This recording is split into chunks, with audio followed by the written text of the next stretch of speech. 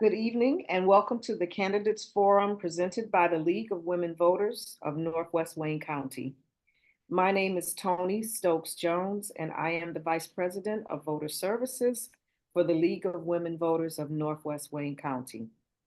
Tonight, we welcome the candidates running for the Livonia School Board. Questions for tonight's forum were solicited from the public. Our moderator will ask as many questions as time permits. The League of Women Voters is a nonpartisan political organization. We do not support or oppose any candidate running for any office. The League does take positions on issues after careful study. So you may see our name attached to an issue that we are advocating for or opposing. Membership in the League is open to all citizens who are at least 16 years old.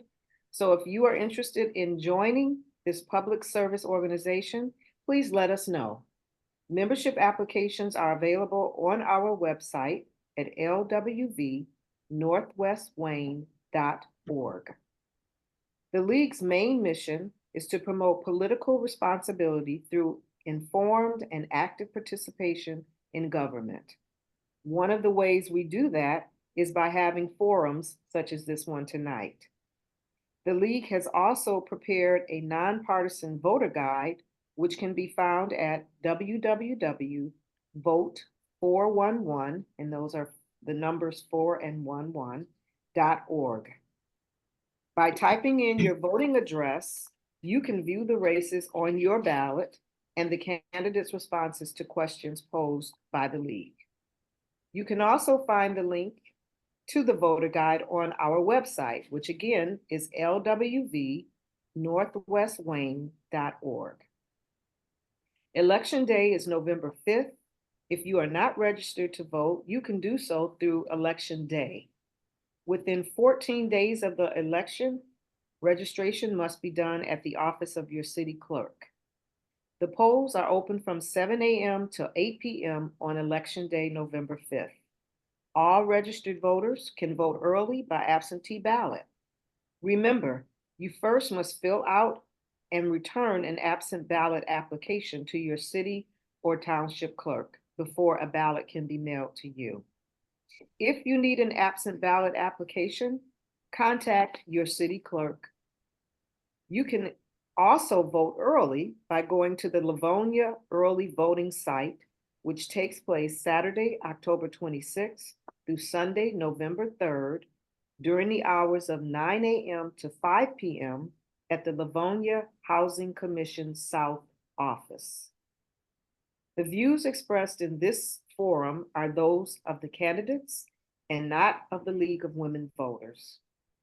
I'd like to now introduce you to our moderator, Carrie Moon Dupree, President of the League of Women Voters of Northwest Wayne County. She will provide you with more details about tonight's forum. Thank you. Thank you, Tony. Good evening and welcome to the Candidates Forum presented and produced by the League of Women Voters of Northwest Wayne County. My name is Carrie Moon Dupree and I am President of the Northwest County League. I am also the moderator for this event. Tonight, we welcome the candidates running for the Livonia School Board.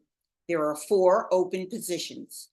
The League of Women Voters is a nonpartisan political organization. We do not support or oppose any candidate running for office. The League does take positions on issues after study, so you may see our name attached to an issue that we are advocating or opposing. The League of Women Voters is where hands-on work to safeguard democracy leads to civic improvement.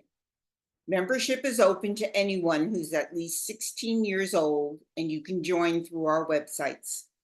The League's main mission is to promote political responsibility through informed and active participation in government. One of the ways we do that is by having forums such as this one tonight.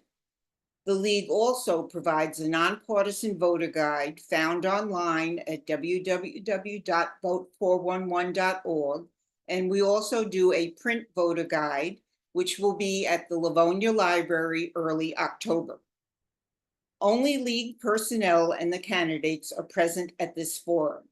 We solicited questions from the public in advance so that we could ask them at tonight's forum. Questions were screened for clarity, and those which included any personal attacks on a candidate were eliminated. The views expressed in this forum are those of the candidates and not the League of Women Voters. All qualified candidates who were invited are here tonight. All the candidates have agreed to the format for tonight's forum, which is as follows. Each candidate will be allowed a 2-minute opening statement, a 1-minute response to all questions, and a 2-minute closing statement. The order which candidates speak was determined by a random selection process witnessed by the candidates before the recording of this forum began. We will rotate the order of the candidates who respond to a question first. League member Linda Curry is our timekeeper. She will be holding up cards so that the candidates know when their time is up. The candidate must stop when the stop sign appears. And now we will start with our forum. Let us begin with the opening statements. Madeline, would you begin with your opening statement, please?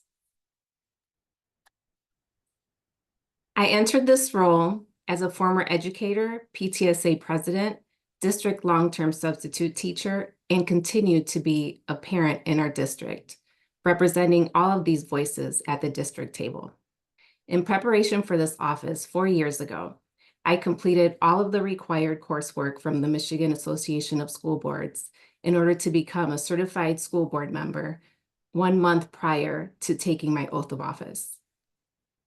And I currently serve as the board secretary. While experience in preparing, creating, and accommodating lessons for students with varying abilities, I believe that teaching is truly an act of love, and I am gratified in witnessing students achieving their goals. I am running for re-election because I am qualified to make decisions at the board table that will impact staff, students, and the community that I belong to. I am committed to the success of all of our students. Thank you. Dave, your opening statement, please. Good evening. First off, I just want to thank the League of Women Voters for inviting me and all of us to this forum. You're very much appreciated. I am here to earn trust, support, and votes in my first election to become trustee on the Livonia Public Board of Education. Livonia Public Schools has been and continues to be an extremely important part of my life.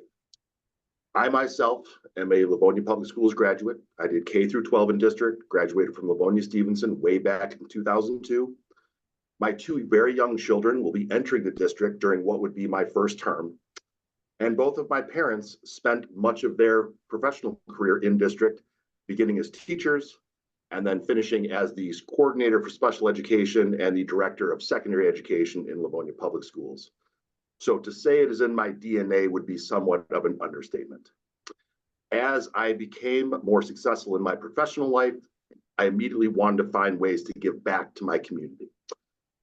I immediately locked on to the Livonia Public Education Foundation, where I'm currently still on the board of directors, and have really found a great outlet there to do so. I also serve as commissioner for the Livonia Library System. So education and public education are truly paramount. I believe the greatest gift that we can give our youth is a free, quality public education. And in the role as trustee of the school board, I will do everything I can to ensure they are able to do that as safely as they possibly can. Again, thank you for having me this evening. Thank you. Karen, your opening statement. There we go. Good evening. I'm Karen Bradford, and I'm happy to be here tonight to participate in the League of Women Voters Forum. I'm running for re-election to the board. This is my 8th year as a board member, and I am currently serving as the board president. My journey with Livonia Public Schools spans way back to the year 2000, All 4 of my children attended LPS from preschool through high school and are proud graduates. The last one graduated in 2020.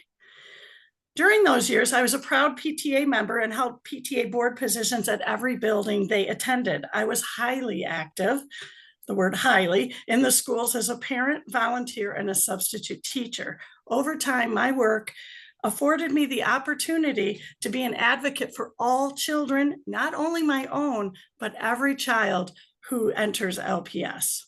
I was elected to the Board of Education in 2016 and then again in 2020.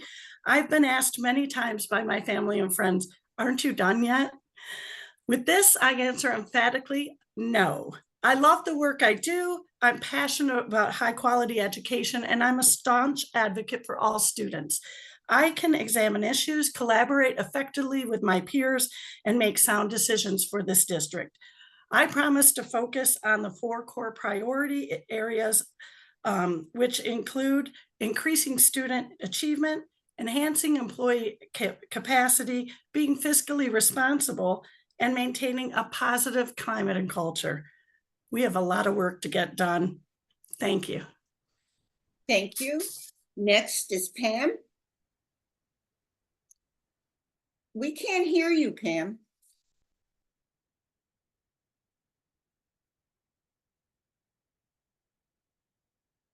No, it's showing muted.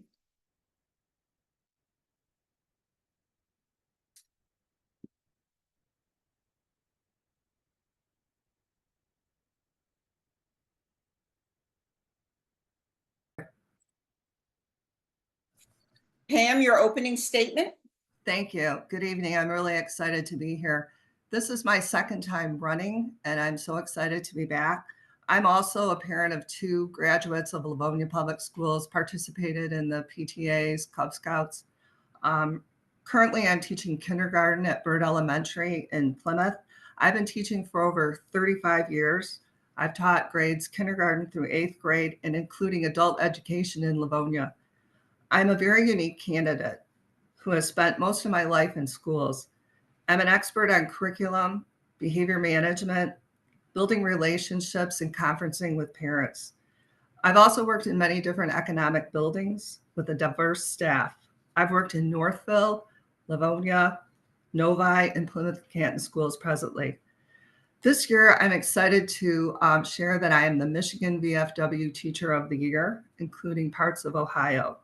I've also been awarded the Northwest ARC Teacher of the Year and many other special education parent awards. I'm an avid grant writer who understands the struggle that teachers encounter with getting materials that are needed to run a successful classroom. No one but a teacher truly understands the daily celebrations and struggles that teachers encounter on an hourly basis. There's been no other time in history like today's state of education.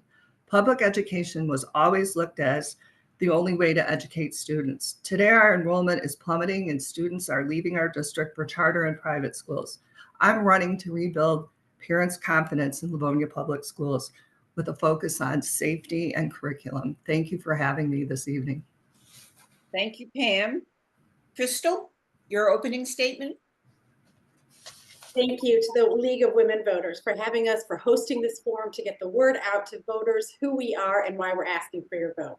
And as an important role as this is, I want to talk about a little bit about leadership. I've been serving in this district for over 15 years in many different capacities, in the classroom, as well as a parent with my 4 children who were in 9 different Livonia public schools. As they went to different schools in 2 different triads. I think that brings a very unique experience to somebody who's going to serve on the board. They haven't just seen the 3 classroom or the 3 schools that their own kids went to, but I've been 2 different triads. My kids have been involved with athletics, varsity athletics. My kids have been involved with robotics. They've been very active in the robotics program as well as with the music program. So I've seen different pockets and I've volunteered. I've been a leader in each of the areas. I've been PTA president of Frost, Webster, and Churchill in the past several years, and I still have a student in Livonia Public Schools. I think it's very important that we know what's going on as we're sitting on the board, that we know what's going on in our schools, that we have active involvement, that we're still involved in our schools to see the school district from a bigger lens than just from the board table. And so I'm happy to bring my years of service, of knowledge of the district, as well as the board perspective. I've been at a Michigan Association of School Board merit certified board member for the past several years. I have been serving on the school board for the past 6 years, and I'm grateful for the opportunity to run again, and I ask for your vote coming in November. Thanks so much. Thank you. We'll now begin our questioning, and the first question we'll start with Dave. What are the most important challenges facing Livonia schools, and how would you address that issue?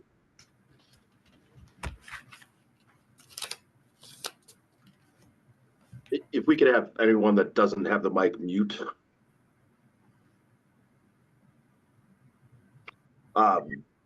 So the highest priorities are student health and safety. The district is doing some great things with third parties, people like secure environmental consultants to ensure our buildings are as safe as they possibly can be. We don't expect teachers, you can't expect teachers to be first responders, but having a critical response team in every building is huge in that regard. We also need to maintain and grow our already robust mental health resources in our buildings. Those have doubled in just the last few years. And then another part, providing quality food and time for exercise for students so they can actually focus on the task at hand, which is the curriculum.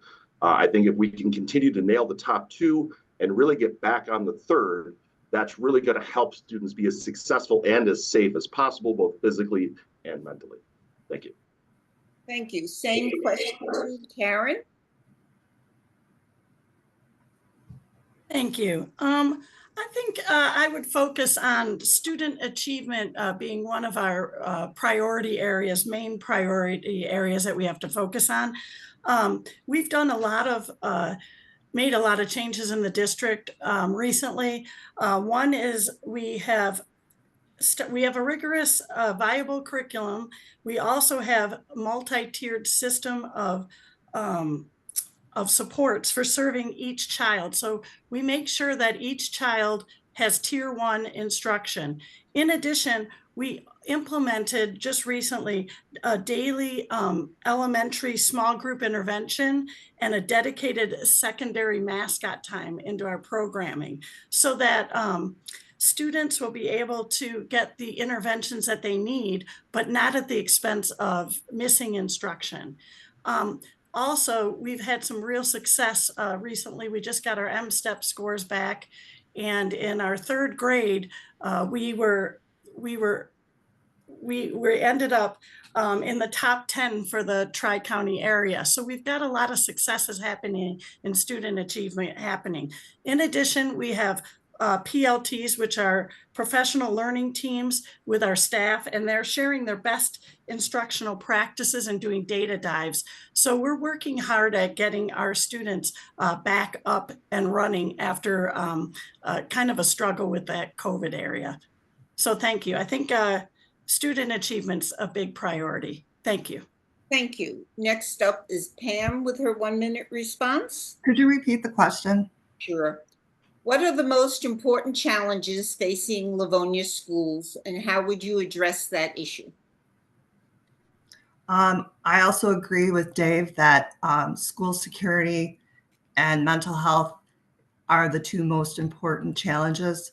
I recently read where the funding for Michigan was cut drastically in this area, and Livonia was supposed to receive $2 million, and it was cut to $225,000. So how are we going to meet the needs of students that need mental health work and the security of our buildings? It's a very frightening thing to be in a classroom with 22 kindergartners and go into a lockdown in the corner of a room and wait for the door to be unlocked. Also, fire drills, going out of your building. We use a Crisis Go app on our phones in Plymouth Canton schools where we account for every child. We know exactly where they are, and we can communicate with the entire district. So I would advocate for this app to be used in Livonia schools as well. It's a great way to account for where students are and to create safety nets for other students. Thank you. Next up is Crystal, same question. Thanks so much. I would agree with much of what my colleagues have said. I think one of the things, although in safety and security, of course, that is one of the biggest priority areas. And Michigan has cut our funding, but I think one of the things that I'm so proud of our board is one of the roles of a board is to set the budget to align with the district's priorities.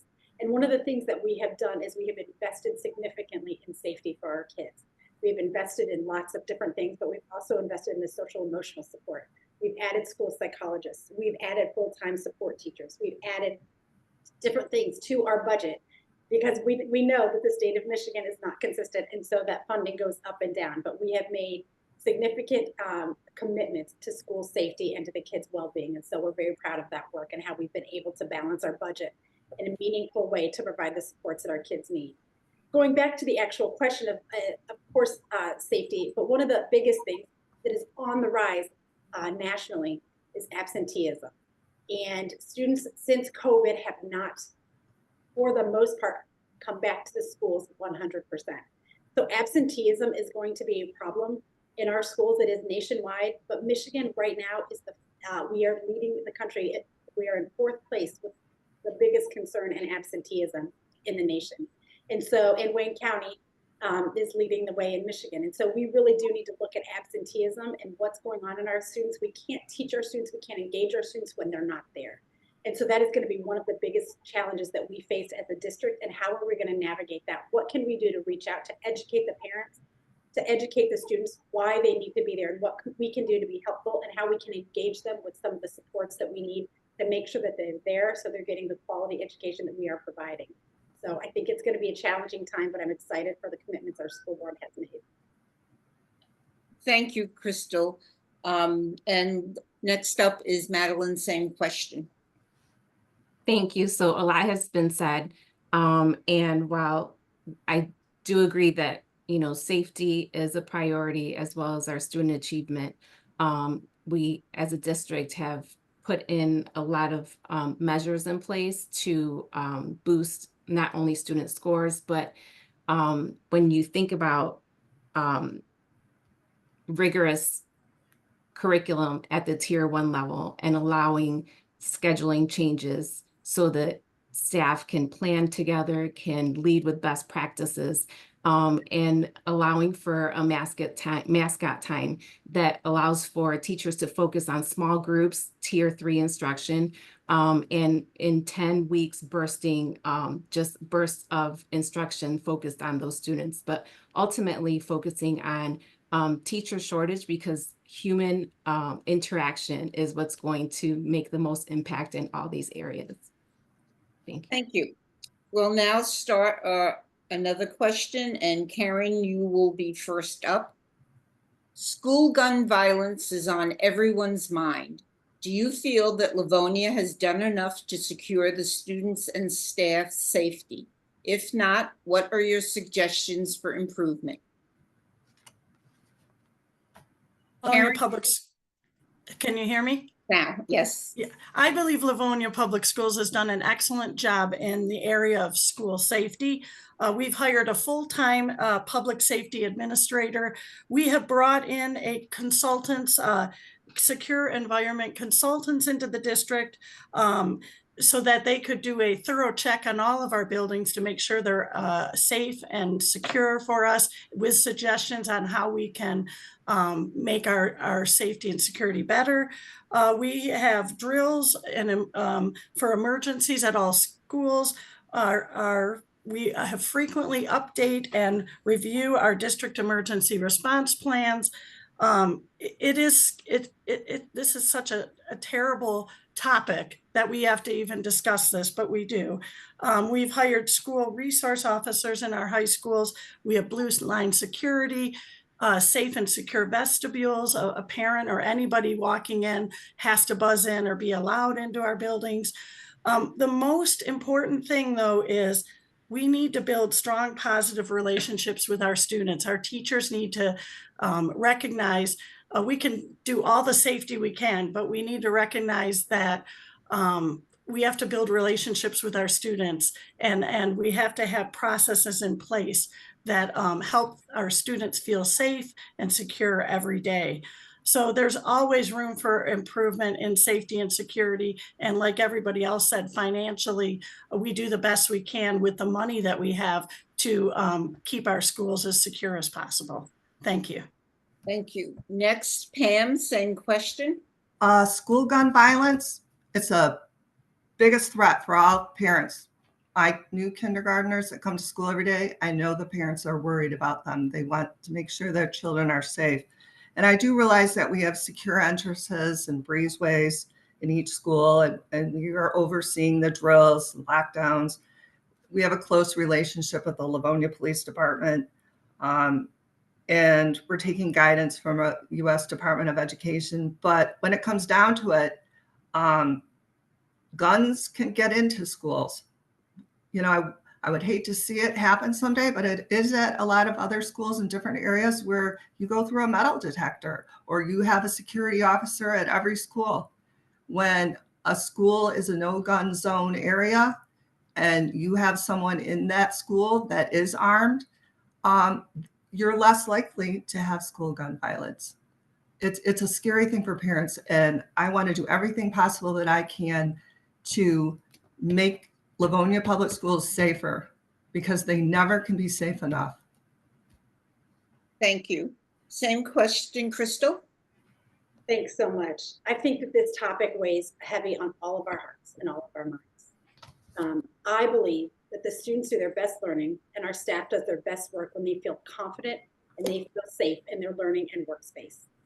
It's the responsibility of the district to invest in a myriad of security measures for the safety and well-being of all. I think that we do actually in Livonia Public Schools have a security officer, and more than one in every middle and high school building. And so we have invested, again, the Livonia Public Schools Board of Education has set our budget, and we have a police officer at all three of our high schools, and the Livonia Public Schools pays for that out of our budget. We partner with the police department and we pay for them to be in our schools all day long.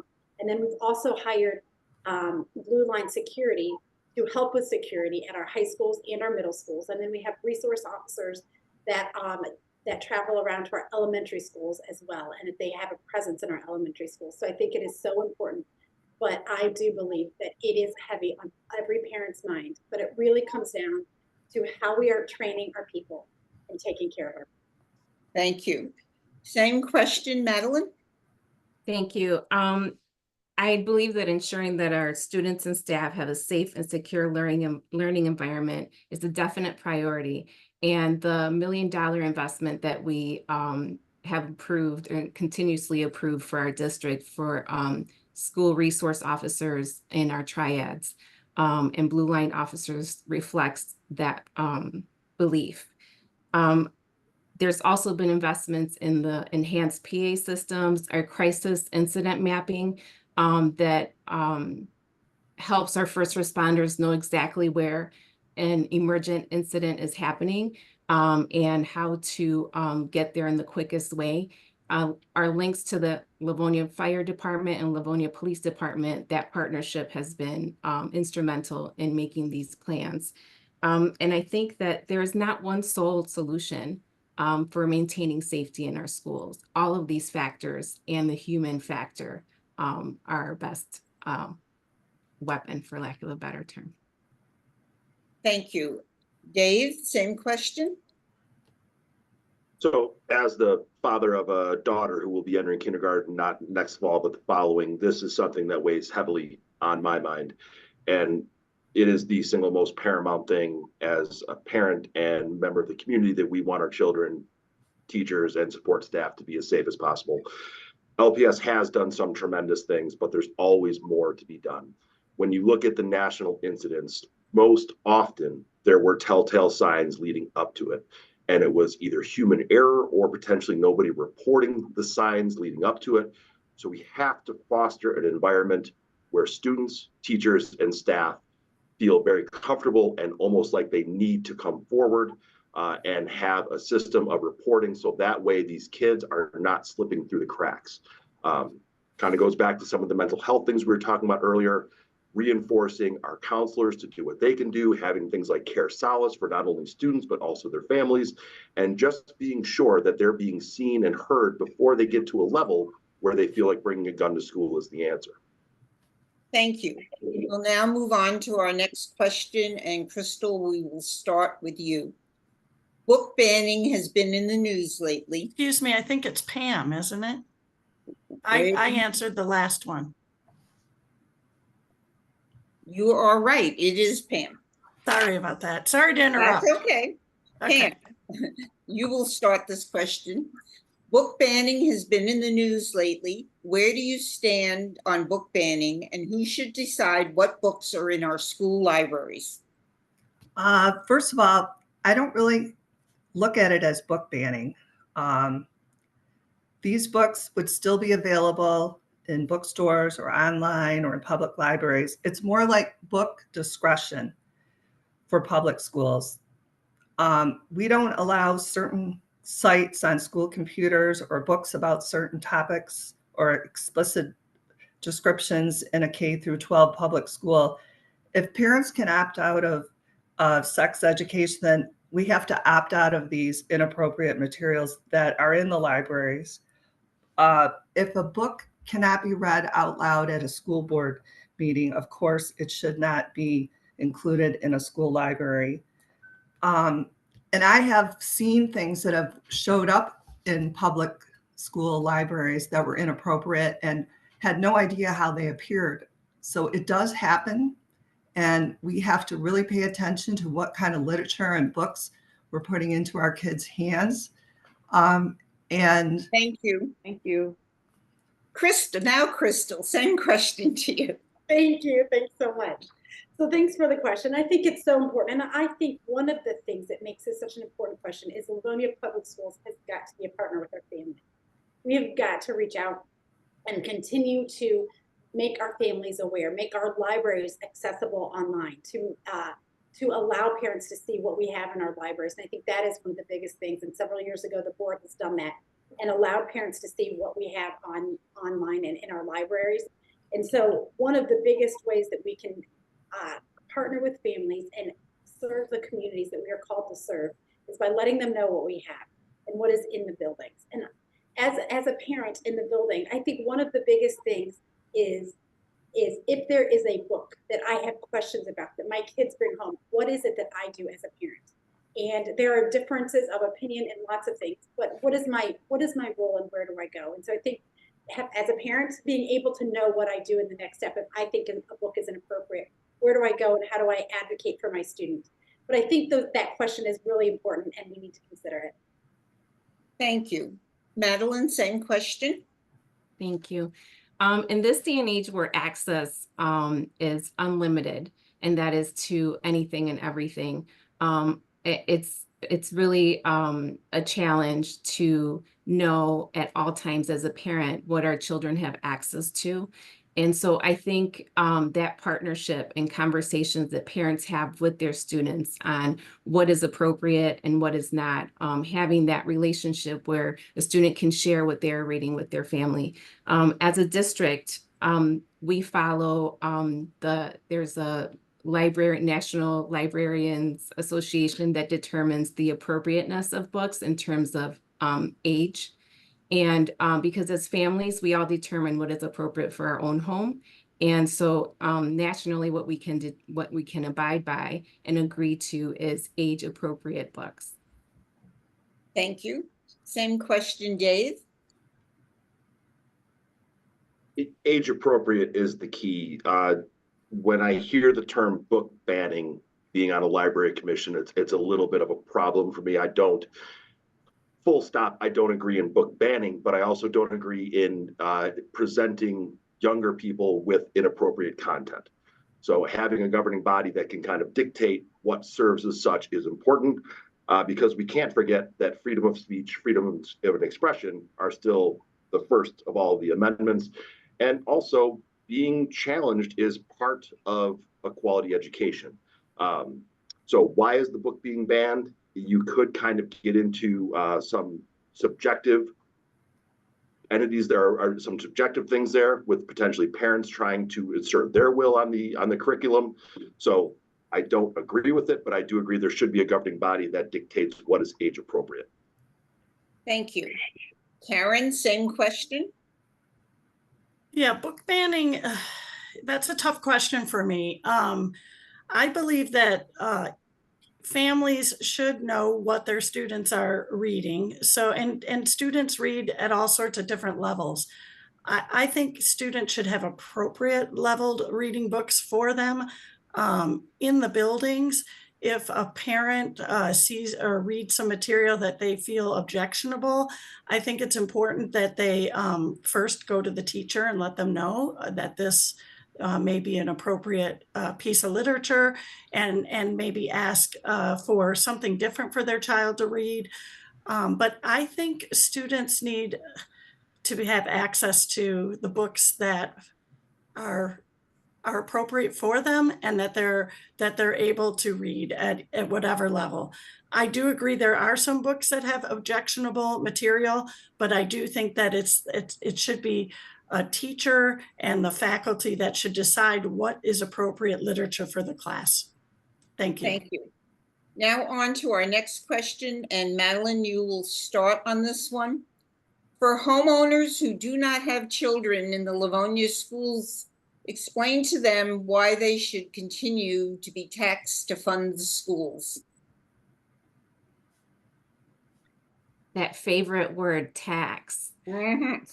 I think that we can all agree as residents that when our schools are thriving, our property values also go in that same direction. And it's kind of unfeasible to be able to all benefit from this increase without investing in our schools.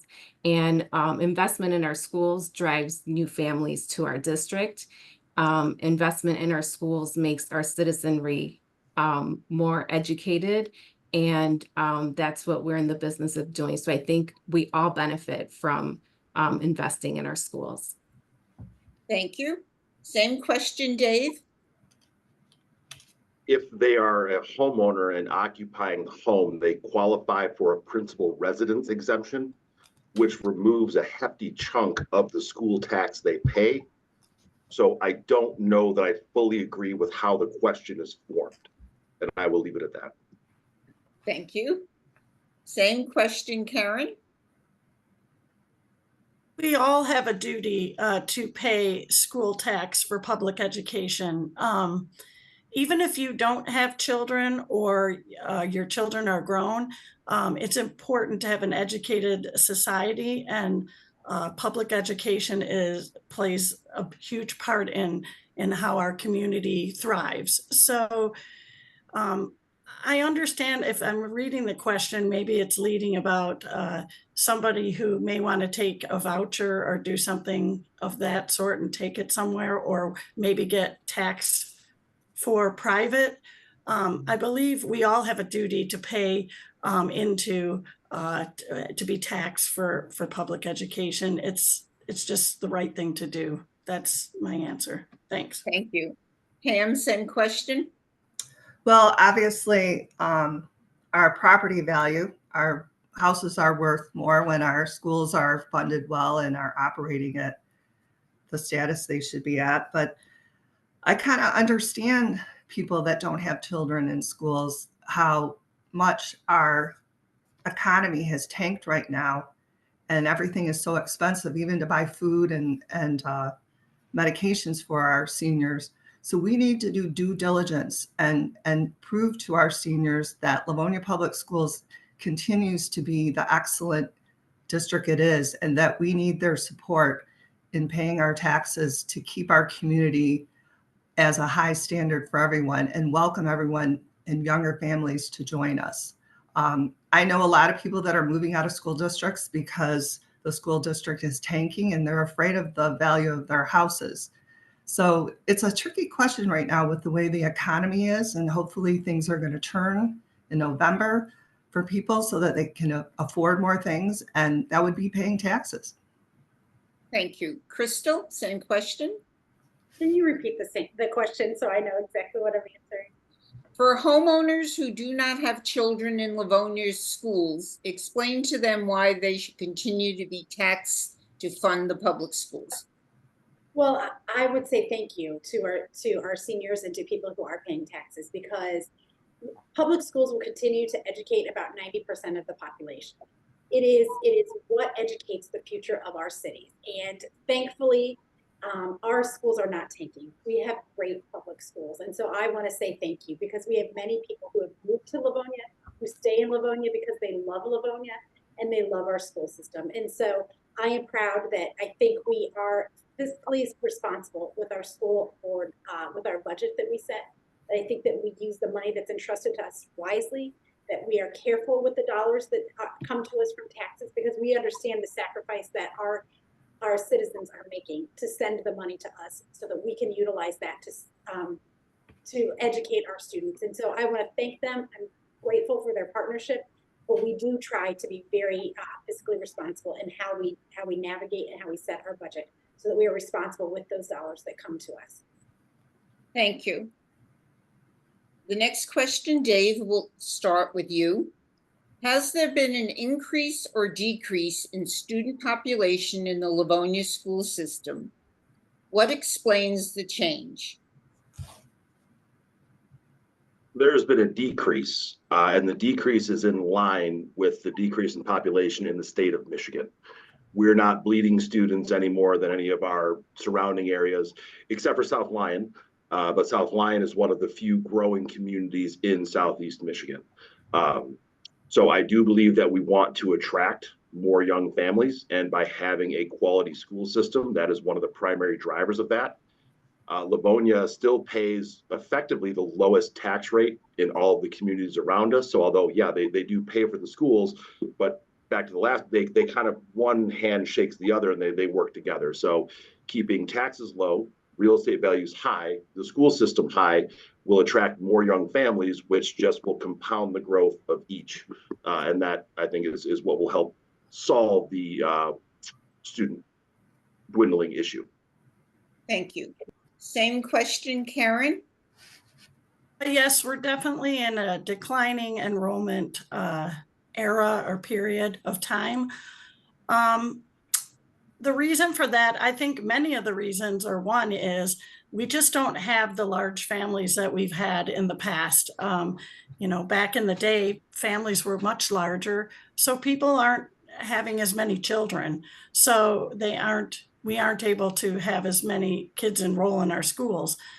I also think we have declining enrollment because people move out of the area. They're not staying in Michigan, perhaps. So they're not around in the state.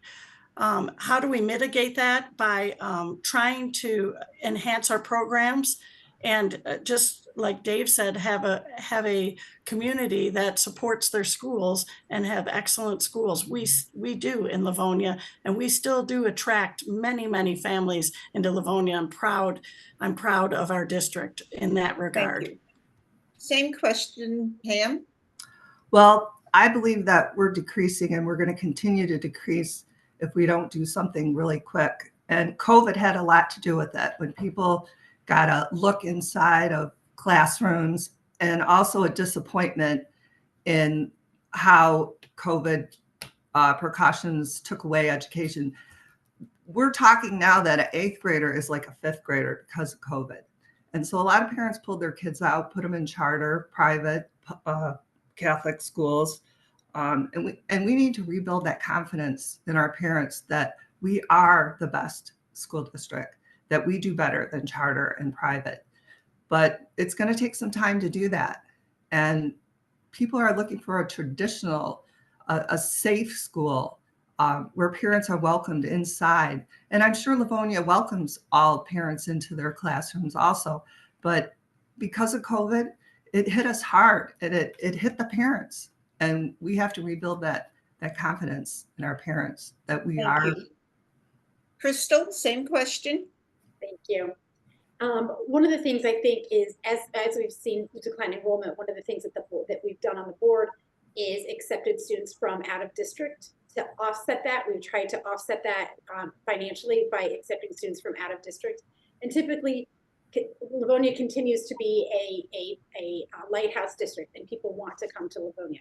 One of the things that we have done, though, is limit that a little bit more in the past couple of years, because what we want to do is we want to right size. We want to educate the kids that have been entrusted to us. How do we do that to the best of our ability with the resources that we have? And so, as before, we were continually fighting that declining enrollment. What we're looking at now is continuing to improve. There are always areas that we need to improve as a school district. As a parent, I can see that. The board member, I can see that. Our superintendent sees that. There are ways that we need to improve. We will continue to improve. But I think by right sizing the district and figuring out what our district needs and what it really is going to look like, we are not the district that, anymore that was 30,000 students back in the 80s. Thank you. Same question, Madeline. Thank you. So I don't believe that this issue is unique to Livonia or to our state. And a lot of this can be attributed to birth rates, but we're also looking specifically for Livonia. We have a larger aging population, and a lot of the homes in our area where new families could come into are not available. And so we're hoping that with the new revitalization of our city, with the new senior center that is going to be built, that will build more capacity for our seniors to move out of the current residences and open those spaces up for young families. There are young families looking to move into our district, but they are priced out of the homes that are available. So where it's kind of a twofold, we have this beautiful early childhood center that's attracting all these families, and they're looking for places to live. So we're hoping that that new build will bring reap some good rewards for us. Thank you. We'll now move on to the next question, and Karen will answer first. Does Livonia Schools have mental health staff that can work with students, families, and staff? How can we make this happen if they don't? Yes, Livonia Public Schools definitely has staffing available for students with mental health issues. It can be regulated in the classroom, right in the classroom. We have ESAPs, assistant student helpers, providers. We have ESTs. We have school social workers and psychologists. We have great counseling services. We have services for those students who need some assistance. And if you have a child that does need that, we want our parents to come to the school and let us know, our child needs services so that they can get what they need and when they need it. But we definitely have lots of assistance for students who need it. Thank you. Same question, Pam. I believe with the funding that cut the support for mental health down to $225,000 from $2 million, that we don't have enough mental health workers to adequately service our children. I can't tell you how much trauma these students have in their lives today, even as kindergartners. It's heartbreaking. I believe that we need a department called wraparound services, where we're actually supporting the students and the parents for clothing, medical needs, supplies, etc. It's a scary time right now with mental health. The suicide rates are higher with younger adults. Even the children are depressed. I see it every day in my classroom, even at a young age. So I think we need to do better, and we're going to have to really be creative with the funding that has been cut. We really need to think out of the box, because I believe I need a mental health worker in my class every day to work with my kids. Please stop. Name the same question, Crystal. Thanks so much. We do have multi-layered systems, and here in Livonia, and I'm so proud of the work that the PTA, our Parent Teacher Association does with our clothing depot that provides clothes for kids.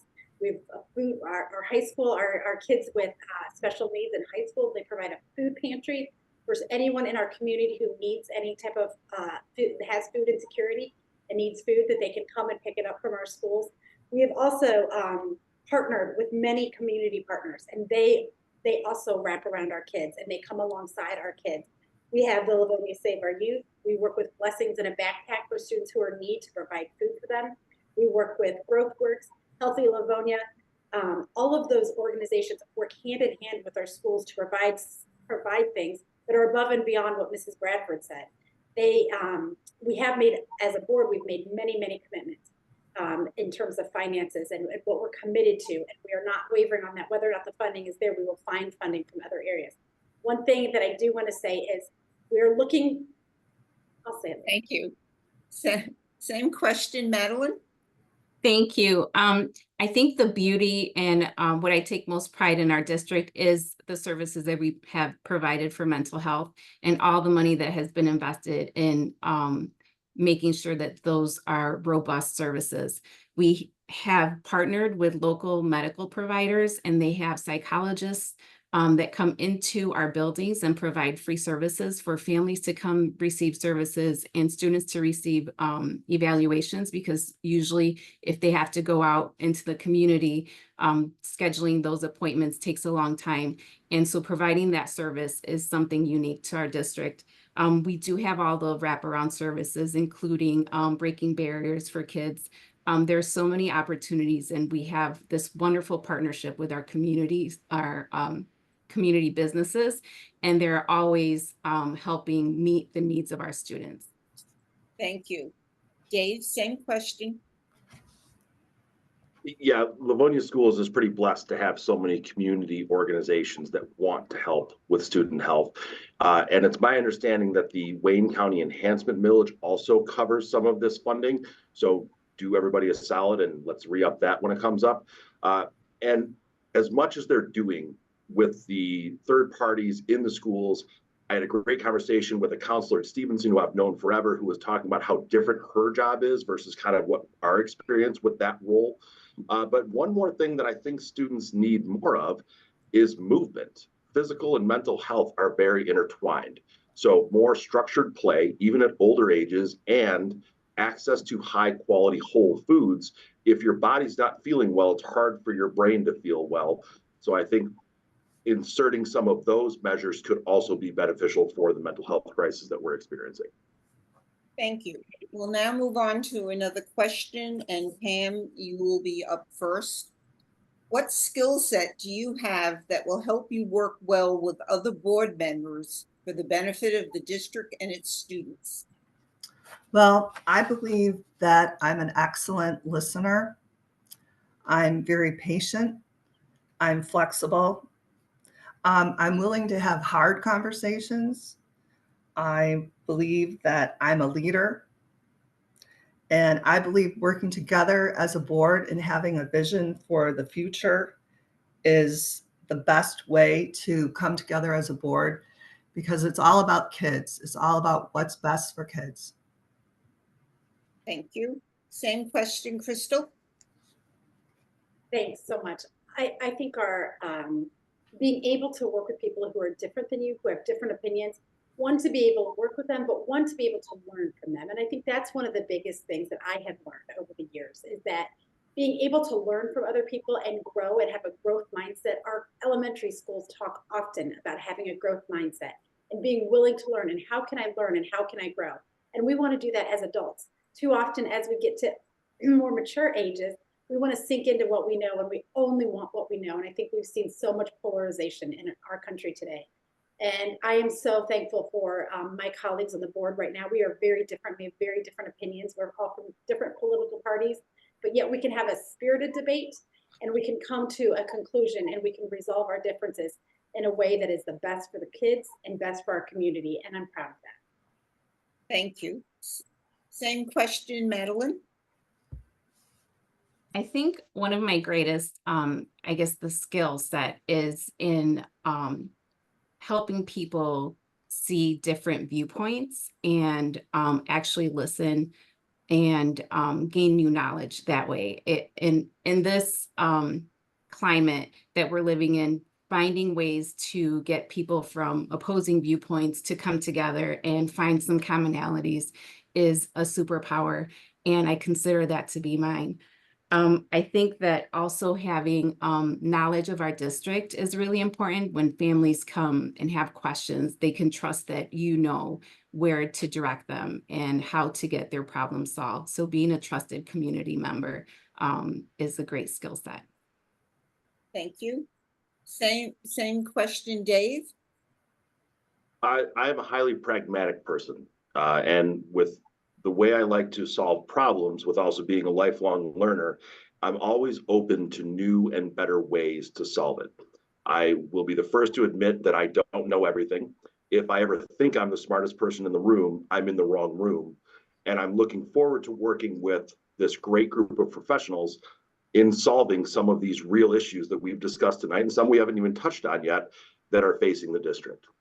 I will help solve problems in a way that helps today and is future focused for the problems of tomorrow, so we can kind of curve some of that. Thank you. Same question, Karen. Thank you. Good board leadership and governance is so important to the work that we do every day. Being able to come to the table and look at a problem and listen effectively to all angles, and then coming to a decision is very important. We do a lot of work with MASB, which is the Michigan Association of School Boards. Our entire board is an award board, honor board. And we do that, we believe in that because we respect each other, and we know that we have lots of learning to do all the time. We're constantly learning, but respect for each person's opinions is so important. And it's also important that after we come to a decision on something, that we are able to all get on board with it. We also sign we have a code of ethics that we sign annually. So that's important. Thank you. We'll now move on to the next question, and Crystal, you will begin this question. A district is only effective if it serves all students. What steps would you take to ensure that our students from poverty, students of color, and diverse backgrounds, English language learners, homeless, as well as students who identify with LGBTQIA+, benefit from equity, access to inclusive opportunities? That's a mouthful. It is a mouthful. Thanks so much for the question, because I think that's one of our core priorities in our district. And for me personally, I believe, and I'm going to go back to what I said earlier, that students do their best learning and our staff does the best work when they feel safe and they feel included.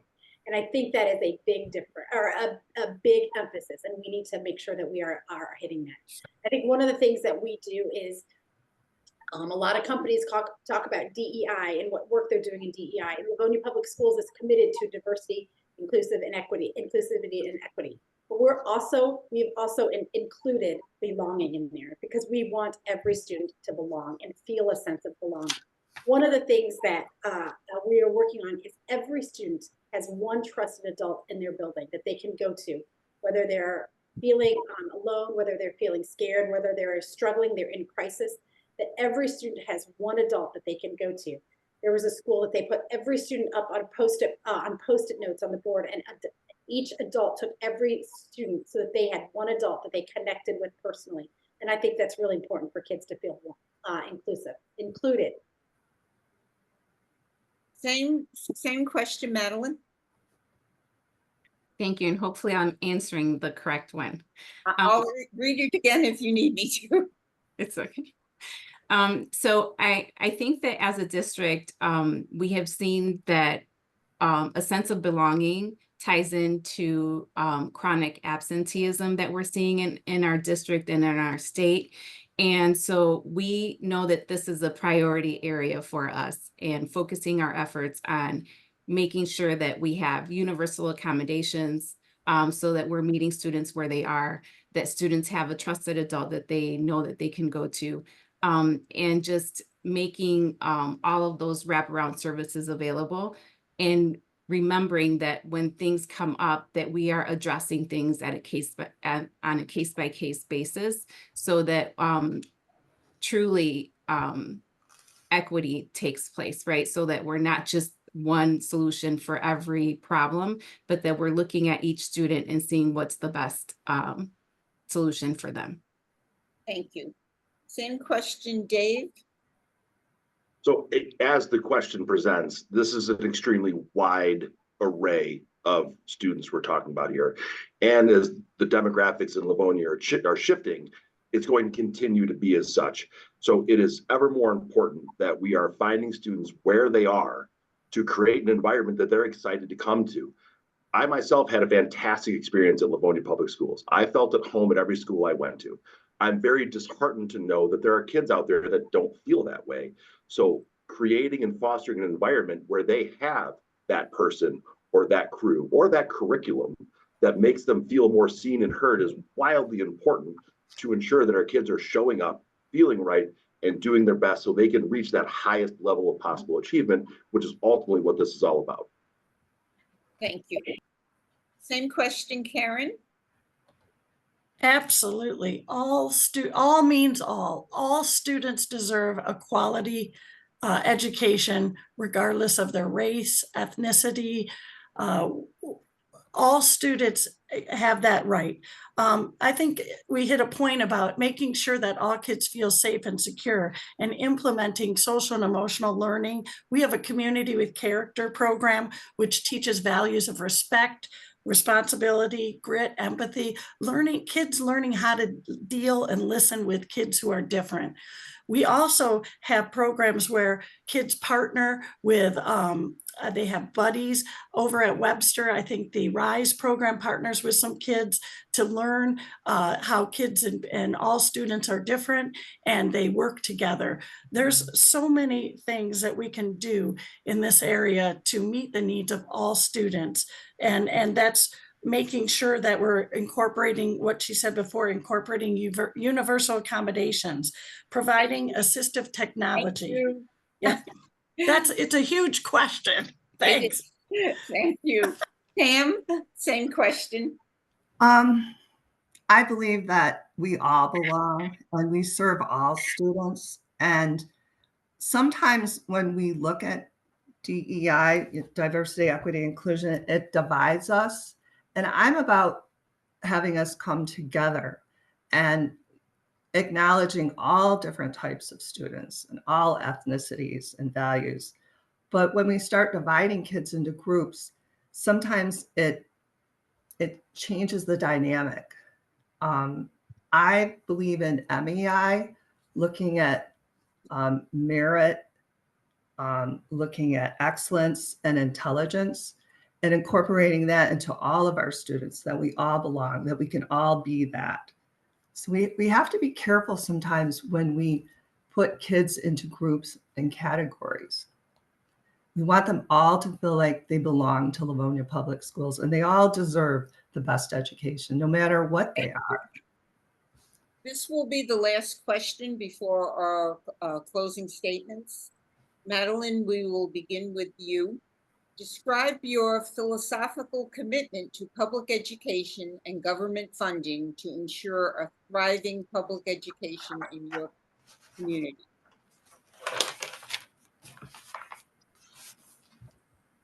I think that my philosophy, I guess, is investing in our students.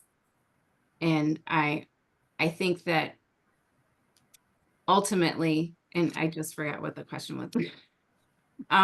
Ultimately, that as a school board member, we have our set priorities that at this, student achievement, employee capacity, fiscal responsibility, and our culture and climate, and our funding, investing in those set priorities that helps us pretty much achieve all of those goals, even if we're not hitting them every single time. But I believe that if we aim for the stars, right, we will get as close as possible to that. But holding our state legislature accountable for funding our public education. Thank you. Jay, same question?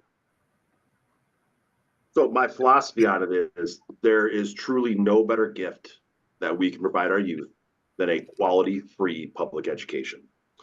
By giving them that gift, they can return it to society when they become of age and become a member and taxpayer in society.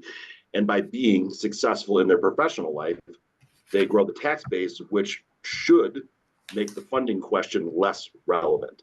Now, in the here and now, we know that's not real. So we need to continue to do our part as concerned citizens and parents and school board members to lean on our elected officials to be sure that they are giving us the proper funding so we can hire and retain the most dynamic teachers that will get kids excited to come to school, so we can give them that gift of a fantastic free education. Thank you. Karen, same question? Read that question again for me, please. Sure. Describe your philosophical commitment to public education and government funding to ensure a thriving public education for your community.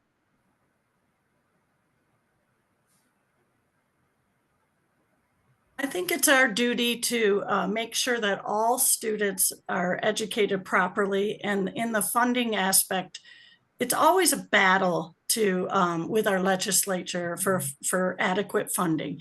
We have had a governor that has been more willing to give us more appropriate funding, but I think we're always working on that aspect. Funding, proper funding means that all students will be able to benefit through making sure we have everything funded properly. I guess we have to set our budgets ahead of the state, and it's frustrating to me that sometimes we don't know what we're going to receive, and we have to set our funding goals. So my philosophy is all students, it is the greatest gift is a great education, for sure. Pam, same question. Well, my philosophy on funding is what's best for kids. And in my 35 years of teaching, I've seen funding that is spent thoughtfully and purposefully. And I've seen a lot of funding that was crazy and out the window. And that's where we need to, as a board, come together and be fiscally responsible for what we're spending our money on in our district. And parents need to be a part of that decision making because they're paying the taxes. I tell my students, like, your parents provided this classroom for you. They're part of the funding. And we need to make sure that we're supporting teachers with that funding. I believe teachers have really been put on the back burner with their supplies, with their salaries. Teachers should be paid a lot more money, and we're losing good teachers. They're leaving. They're leaving to go to other districts to earn more money. People are hopping around districts. You want a teacher that's going to stay. You want that funding to attract the best employees to Livonia schools. We need to be really responsible when we're using those funds. Crystal, same question. Thanks so much. Several years ago, about 5 years ago, the state of Michigan had in the state of Michigan, one of the most comprehensive research projects took place. It was called the Michigan Education Research Collaboration. It brought business people together, and they looked at what is the real cost to educate a child today. And so what they did was they looked at many different facets: special education, transportation. What does it look like to actually educate a child today? And so they came up with a number, and that is not the number that we are funded. We are not funded to that level yet. For instance, and so my personal philosophy is dedication to providing adequate resources to schools. In terms of what we provide to schools, the state did not set their budget until after July 1st. Our budget was due June 30th. And so we had to set our budget as a district without knowing what our federal FTEs were going to be from the state. So we set our Thank budget. you. We will now begin the closing statements. As a reminder, you have up to 2 minutes for your closing statement. And Dave, we will begin with you. Thank you again so much for having us here tonight. This is my first one of these. I've had a great time. And what I don't want to lose sight of is what a school board actually does. So when elected, I will work diligently to help formulate the policies under which the district is organized and administrated. I will then help delegate authority to the superintendent and her support staff to help achieve the goals that we come up together and routinely hold them accountable to set goals. If we're not achieving, it may be time to find a new superintendent. That's what we're here for. And by doing such, we can create a school system that great teachers want to come to and stay at, that young families want to move to and have their kids graduate from, and kids of all shapes, sizes, colors, backgrounds, ethnicities, you name it, feel like home and feel like they are part of the culture within the district. We need folks who are positive, pragmatic, and passionate to help serve on this board to be sure that we can achieve all of the goals that we're laying forward here. We want community involvement. If folks are worried about how their taxes are being paid, please come see kids in one of our new LMCs and tell me that your taxes aren't doing the right things. I promise you, you won't. Want more parental involvement. If you're concerned about reading materials or curriculum, come get involved. Join your PTSA. There are avenues for you to express your concerns and to be heard and be seen. Those are very real things. And lastly, just creating a community that, again, students and teachers and staff want to be part of. We need to be magnetic. We need to do a better job of marketing. And I think by doing those things, we can continue to be a great district and get back to that top spot that I know we all want to be. Again, thank you so much for your time this evening. Thank you. Karen, your closing statement? Thank you. I want to thank again the League of Women Voters for hosting the forum. It was a great event. It's extremely important that we be an informed citizen when choosing the right candidate for school board. This is an important position in the community, one which should not be overlooked. I thank the voters for taking the time to listen to the candidates and their positions regarding vital issues facing our public schools. LPS needs a strong board, one that can make important and difficult decisions affecting this district. This board needs committed members who will listen, be open-minded, and will work diligently and collaboratively on behalf of the students that we serve. My prior experience in leadership on the board currently makes me a very strong candidate for re-election. Our number one priority should be to continue to provide the highest quality education for every student every day.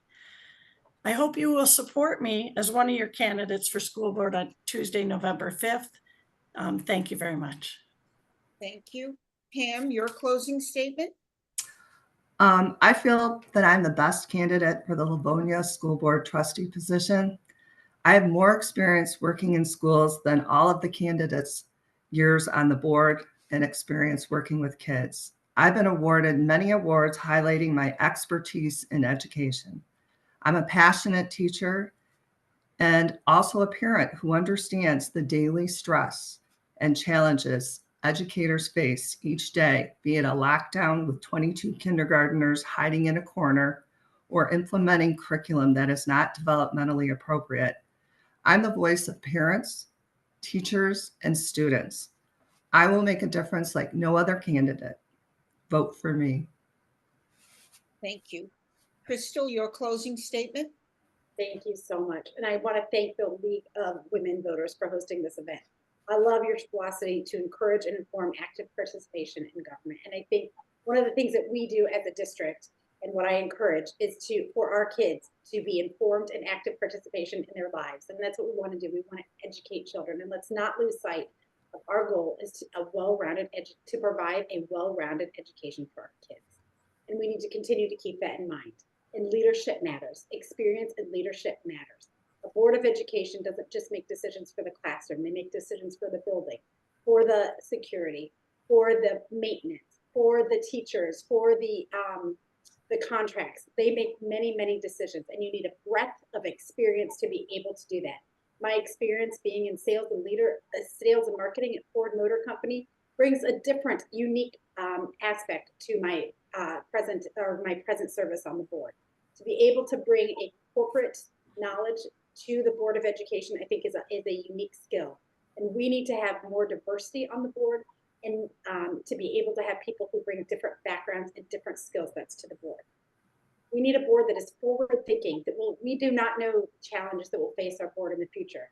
And we need a board that is forward thinking, who are strong leaders, who can make wise decisions and thoughtful decisions. And I believe that I can do that.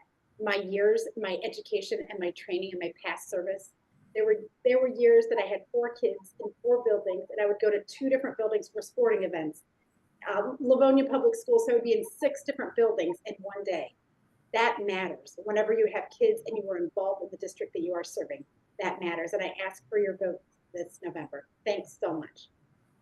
Thank you. And Madeline, your closing statement. Thank you to the League of Women Voters for hosting this forum. And thank you to the voters that will be taking the time to watch this video and learn more about their candidates. I am very proud of quite a few things in our district that have been going well. And our greatest accomplishment is our fiscal responsibility in receiving an enhanced credit rating that will really be a benefit to our taxpayers. The fact that we have been able to provide all these additional mental health supports when we know that our students and our staff and our families need it the most. The fact, all the work that our staff, our teachers have been doing in professional learning communities to bring out the best in our students, and to continue to move forward with best practices and sharing those with each other, supporting each other in that way.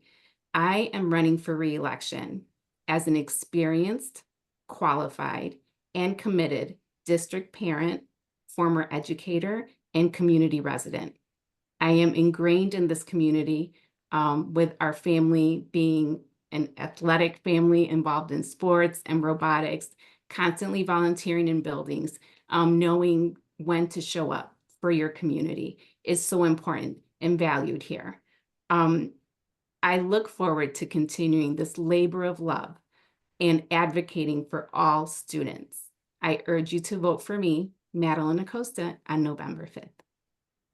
Thank you.